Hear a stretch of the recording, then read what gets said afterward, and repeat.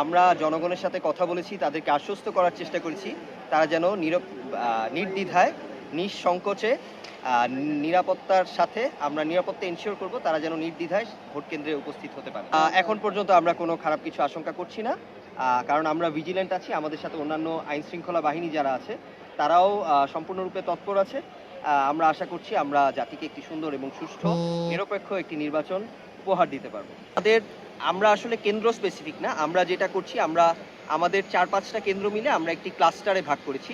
প্রত্যেকটা ক্লাস্টারের সাথে আমাদের 30 জন জনবল থাকতেছে। এটার পাশাপাশি আমরা যেই কেন্দ্রগুলো ঝুঁকিপূর্ণ মনে করছি আমাদের এই দায়িত্বাধীন এলাকাতে, সেই কেন্দ্রগুলোতে আমাদের স্ট্যাটিক পেট্রোল থাকবে, অর্থাৎ তারা সেই কেন্দ্রের পাশেই অবস্থান করবে। সুতরাং তারা যেহেতু পাশে অবস্থান করছে, আমি এতটুকু বলতে চাই সেখানে কোনো ধরনের সংঘাত ঘটার সম্ভাবনা নেই। যদিও কোনো সংঘাত ঘটে আমরা তা দৃঢ় হস্তে মোকাবেলা করব। আমাদের হটলাইন নাম্বার আছে, আমরা আমাদের হটলাইন নাম্বারটা সবাইকে সার্কুলেট করেছি। আমাদের অফিসিয়াল একটা কাফরুল আর্মি ক্যাম্পের নাম্বার আছে, সেই নাম্বারও সবসময় খোলা থাকবে, সেটা 01769013264।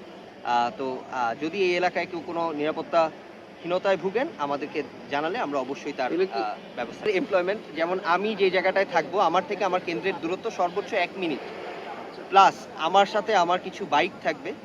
মোবাইল টহল আমরা কন্টিনিউ করবো। সো যেহেতু আমরা ওখানে থাকছি, এটা কেন্দ্রে থাকার মতোই। কত সময় লাগে? আমাদের কোনো অনাকাঙ্ক্ষিত ঘটনা ঘটলে সর্বোচ্চ 2 মিনিটের ভিতরে আমরা সেখানে পৌঁছে যাব, এবং আমাদের সাথে বিজ্ঞ ম্যাজিস্ট্রেট থাকবেন, এক্সিকিউটিভ ম্যাজিস্ট্রেট, জুডিশিয়াল ম্যাজিস্ট্রেটও আছেন আমাদের সাথে। সো এনি আনফোর্সিং সিচুয়েশন আমরা সেটা মোকাবেলা করার জন্য সর্বদা প্রস্তুত আছি।